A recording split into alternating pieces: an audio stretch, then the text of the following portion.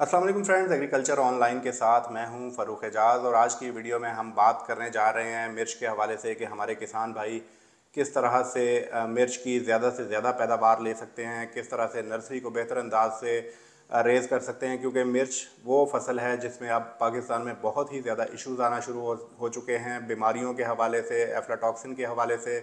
गुज़श्ता कुछ अरसे के दौरान पाकिस्तान की मिर्च जो है उस पर भी एक्सपोर्ट पर पाबंदी इसी वजह से लगी कि पाकिस्तान की मिर्च में एफ्लाटॉक्सिन की मिकदार बहुत ज़्यादा बढ़ना शुरू हो चुकी थी। इसके साथ ही साथ हमारी पैदावार भी कम होती जा रही है हर गुज़रते दिन के साथ, जिसकी बड़ी वजह जो है वो जो बीमारियों का अटैक है मिर्च के ऊपर वो है।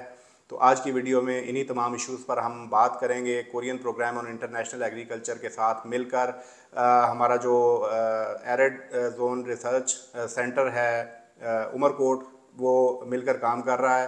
और डॉक्टर मोहम्मद सदीक साहब हमारे साथ मौजूद हैं जो कि साइंटिस्ट हैं उमरकोट स्टेशन पर।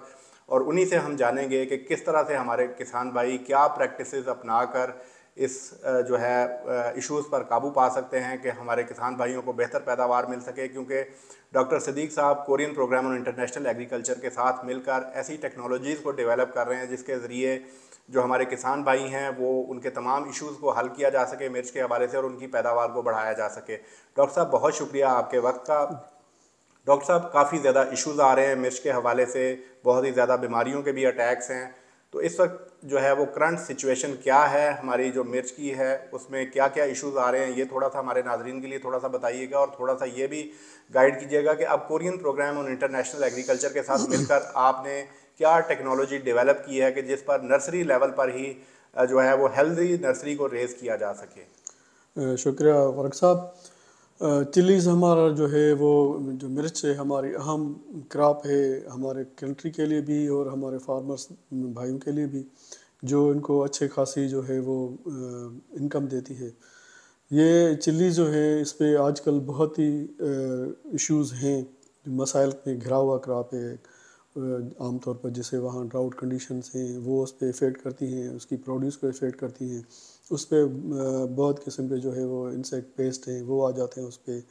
वहाँ पे उसकी जो है अच्छा जो हमें बीज है फार्मर को वो उस पर नहीं मिल रहा। उसके साथ साथ उसमें जो है वो क्लाइमेट का इफ़ेक्ट है और उसके साथ साथ कोई अच्छी जो वैरायटीज़ हैं वो इस तरह की नहीं आ रही, डिज़ीज़ उस पर जो है वो आ रही हैं। फर्टिलाइज़र जो है आमतौर पर फार्मर के पास जो है वो जहाँ तो देते नहीं, अगर देते हैं तो वो टाइमली नहीं देते हैं।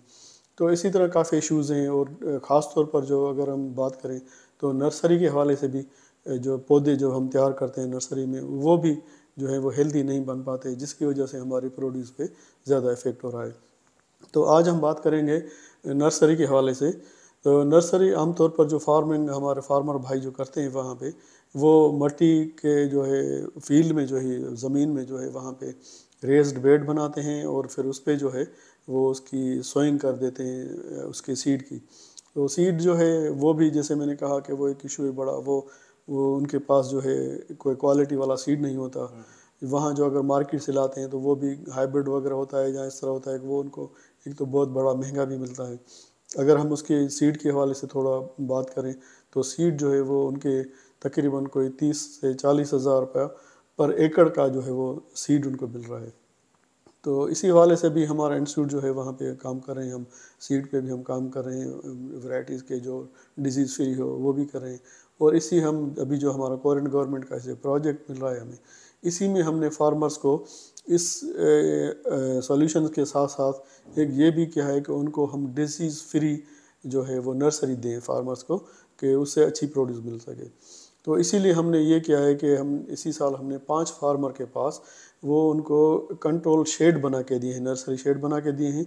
जिससे ये हुआ है कि जो वाइट फ्लाई है जो इस बीमारी ख़ास तौर पर जो हम जो बीमारी है हमारे इस पे मेरे चिलीज़ पे जो वहाँ पे आम तौर पर उसको मूड़ करते हैं, मूड़ के नाम से पहचाना जाता है।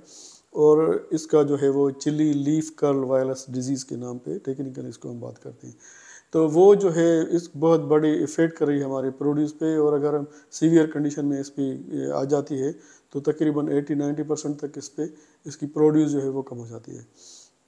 तो इसीलिए हमने और इसका जो मेन वेक्टर है जो इस बीमारी को एक जगह से दूसरी जगह पे फैलाता है वो है वाइट फ्लाई, जिसे हम सफ़ेद मक्खी भी कहते हैं। तो और ये जो सफ़ेद मक्खी है वो नर्सरी से ही शुरू हो जाती है अपने काम में और डिजीज़ फैलाना शुरू कर देती है। तो हमने इसी प्रोजेक्ट के करंट गवर्नमेंट के प्रोजेक्ट के तहत हमने फार्मर्स को जो है वो कंट्रोल शेड दिए हैं कि अगेंस्ट जो है वो वाइट फ्लाई के, कि वो वाइट फ्लाई अंदर ना आ सके और ये जो डिजीज़ है वो उसको अंदर फैला ना सके। ठीक है, तो इसका जो आपने टनल बना के दिए हैं एंटी इंसेक्ट नेट लगा के, उसके बाद क्या इम्पैक्ट आ रहे हैं नर्सरी पर?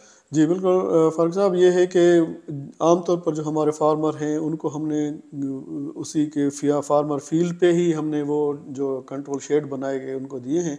तो वहाँ पे और उनको हमने डायरेक्टली ऑब्ज़र्व भी किया है, उनकी जो बाहर जो उनकी अपनी जो नर्सरी लगी हुई थी वो भी उनको दिखाई, और अपनी जो शेड वाले जो नर्सरी उनको बना के दी है वो भी दिखाई।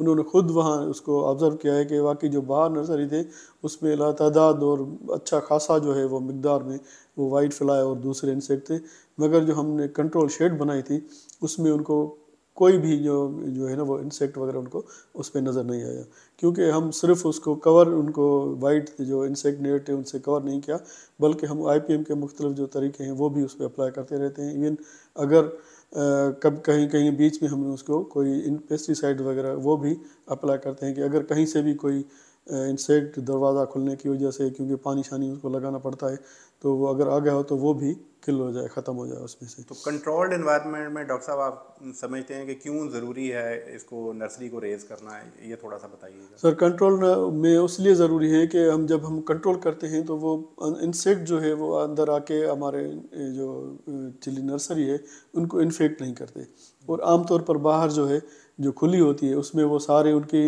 विजिट्स जो है वो लातादाद एक दो पौधे से दूसरे पौधे पे वो चलती रहती हैं, और वो जैसे ही उसमें से वो सकिंग करके उसका रस चूसने के लिए उस पर आते हैं तो वो ये जो डिजीज़ है वो उसमें अंदर इंजेक्ट करते रहते हैं, एक पौधे से फिर दूसरे पे फिर तीसरे पे। तो इससे ये होता है कि वो बीमारी जो है डिजीज़ वहाँ से ही उसके पौधों में आना शुरू हो जाती है, और जब ये हम डिजीज़ पौधे जो हैं वो जब हम ट्रांसप्लांट करते हैं उसकी जो लगाने के लिए फीड में लगाते हैं, तो फिर वो डिजीज़ वहाँ से ही जो है वो आगे बढ़ना शुरू हो जाती है। मगर जो हम कंट्रोल नर्सरी दे रहे हैं उसमें ये होगा कि वो जो पौधे हम वहाँ से निकल रहे हैं वो डिजीज़ फ्री हैं, इंसेक्ट फ्री हैं और हेल्दी पौधे हैं। ठीक है डॉक्टर साहब, ये बताइएगा कि जब बीमारी से पाक आपने पौधे तैयार कर लिए, जब आप उनको फील्ड में शिफ्ट करते हैं तो उसके बाद उनका कोई इम्यूनिटी भी उनकी बेहतर होती है और उसके पैदावार पर भी कोई अच्छे इम्पैक्ट आते हैं? जी बिल्कुल, मैं एक और बात भी आपसे शेयर करूंगा कि वहाँ हमारे जितने भी जो चिलीज़ के ग्रोअर हैं उनके यहाँ ये बिल्कुल भी प्रैक्टिस नहीं है कि वो बेसल डोज जो फर्टिलाइज़र का या न्यूट्रिएंट्स का वो अप्लाई करें नर्सरी में। वहाँ पे सिर्फ वो मट्टी पे उनको सोइंग करके वो सिर्फ पानी लगाते हैं, और 40 से 50 दिन के बाद वो वहाँ से उसको निकाल के फील्ड में लगाते हैं। मगर हमने वहाँ पे हमने जो चिली जो नर्सरी ग्रो करते हैं वो उसमें हमने बेसल डोज के तौर पर हमारा जो ये फार्म यार्ड मैन्यूअर है, गोबर जिसे कहते हैं वो, और उसके साथ सेंड और रेत जो है और मट्टी, तीनों को 1:1 रेशो के हिसाब से मिला के उस पर करते हैं। उससे ये होता है कि एक तो वो उसका जो सीड का जो बेड है वो नरम और सॉफ्ट हो जाता है, और दूसरा उसको वहाँ से न्यूट्रिएंट्स मिलना शुरू हो जाते हैं।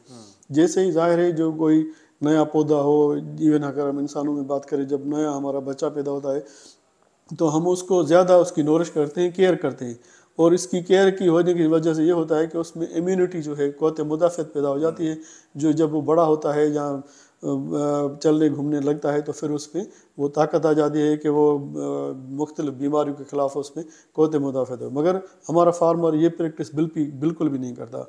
तो ये हम जो है प्रैक्टिस वो भी अप्लाई करते हैं। इससे ये होता है कि हमारी जो नर्सरी है वो हेल्दी नर्सरी होती है, डिजीज़ फ्री होती है, और पौधा जब फील्ड में आता है तो वहाँ अच्छे तरीके से बेटर तरीके से उसकी ग्रोथ जो है वो शुरू हो जाती है, और उसमें एज़ कम्पेयर टू जो हमारे फार्मर के जो प्रैक्टिस है, जो हमारा ज़मींदार भाई है वो जो करता है, उसमें ज़्यादा इसमें क़ुव्वत मुदाफ़त होती है। तो उसी वजह से वो जो आगे चल के फील्ड में खुले मैदान में उसके जो डिजीज़ आती हैं तो उसको मुकाबला करने की उसके पास कौन होती है। तो पैदावार पर कितना इम्पैक्ट आपने? जी बिल्कुल, ये हमने वहाँ पे इस तरह ये चीज़ वहाँ पे नोट की फार्मर के पास और उनके पास, तो वो जो डिजीज़ पौधे होते हैं जब वो फ्लावरिंग से शुरू में ही फ्लावरिंग उस पर जो है वो फूल लगने से पहले ही वहाँ पे उस पर वो डिजीज़ आना शुरू हो जाती है। जिसकी वजह से वो अच्छे तरीके से उसके फूल नहीं निकलते, वहाँ से ही वो पूरा सुकड़ के पौधा रह जाता है, उस पर फूल फल लगता ही नहीं है। मगर जो हम फल हेल्दी नर्सरी है या इवन जो कोई भी जहाँ से भी हेल्दी पौधा जब फील्ड में आता है, तो वो आगे चल के उसको अगर इफेक्ट होता भी है तो वो इतना नहीं होता। अगर हम कंपेयर करें परसेंटेज के हवाले से, तो जो डिजीज्ड पौधे होते हैं वो 70-80% उस पर जो है वो डिजीज़ का इफेक्ट आ जाता है, और अगर सीवियर हो तो इससे भी बढ़ जाता है। मगर जो हेल्दी पौधा होता है उस पर शुरुआत में इतनी इफेक्ट नहीं होता, आगे चल के अगर आ भी जाता है इसका डिजीज़ का, क्योंकि ओवरऑल हमारा जो क्रॉप होती है और जितने भी क्रॉप हैं आमतौर पर हमारे सारे फार्मर वो ओपन में ही करते हैं, तो उसका इफेक्ट आना आस्ते शुरू हो जाता है। मगर अगर वो आगे चल के आता भी है तो वो 10 से 20 या 30% आता है। तो जाहिर है वो पौधे जो 10 या 20 या 30% इफेक्ट हो, वो जो प्रोड्यूस होंगे बाकी 70% प्रोड्यूस देंगे, और जो फार्मर के पास जो 80% जो है अफेक्टेड पौधे होंगे तो 20% जो है वो प्रोड्यूस देंगे। तो जाहिर है फ़र्क यहाँ पे भी ज़ाहिर हो जाता है। ठीक है डॉक्टर साहब, थोड़ा सा ये बताइएगा कि नर्सरी के हवाले से आप कोई किसानों को ट्रेनिंग भी फ्राहम कर रहे हैं, और अगर फ्राहम कर रहे हैं तो क्या किसान भाई आपके पास उमरकोट आपके जो सेंटर है वहाँ पर आकर कोई ट्रेनिंग हासिल कर सकते हैं? जी बिल्कुल आ सकते हैं, हम वहाँ उनको ट्रेनिंग्स भी देते हैं। इवन हम जो जितने फार्मर के पास हम करते हैं तो वहाँ उनको फील्ड पे जो है वो सारे उनके जितने भी फार्मर्स होते हैं उनको भी बुलाते हैं और उनको इकट्ठे करके बताते हैं भाई ये तरीका है, ये एडवांस तरीका है जिससे आपकी जो नर्सरी है वो हेल्दी जो है वो होगी। तो वहाँ पे हम उनको डिमॉन्स्ट्रेट करते हैं, वहाँ पे फार्मर पे उसी फील्ड पे भी, उसके जो साइड के जो उतने उसके मोहल्लेदार हो कहीं या उसके जो साथ वाले जो जितने फार्मर हैं उनके भी फार्मर्स को हम बुलाते हैं। और इवन हम अपने इंस्टीट्यूट में जो है वो इस तरह के प्रोग्राम भी करते हैं, अवेयरनेस के प्रोग्राम करते हैं, सेमिनार भी करते हैं, और उसके साथ साथ वहाँ हमने कुछ बुक भी पब्लिश किए हैं जो नर्सरी किस तरह उसको जो आप सेफ़ नर्सरी बनाएं, प्रोडक्शन टेक्नोलॉजी इसी वाले से भी किए हैं। बहुत शुक्रिया डॉक्टर साहब ने डिटेल के साथ शेयर किया कि हमारे किसान भाई किस तरह से एक हेल्दी नर्सरी जो है वो उसको उगा कर और उससे बेहतर पैदावार हासिल कर सकते हैं। मज़ीद भी आपके कोई क्वेश्चन हो नर्सरी के हवाले से, या आप ऑन ग्राउंड जाकर उमरकोट में विज़िट करना चाहें डॉक्टर साहब का सेंटर, तो वहाँ पर भी आप इनसे रहनुमाई हासिल कर सकते हैं। कोई और भी इसके अलावा कोई क्वेश्चन हो तो आप कमेंट सेक्शन में भी पूछ सकते हैं। हम कोशिश करेंगे कि आपको उन तमाम सवालों के जवाब दिए जा सकें। नेक्स्ट वीडियो तक के लिए इजाज़त दीजिए। अल्लाह हाफिज़।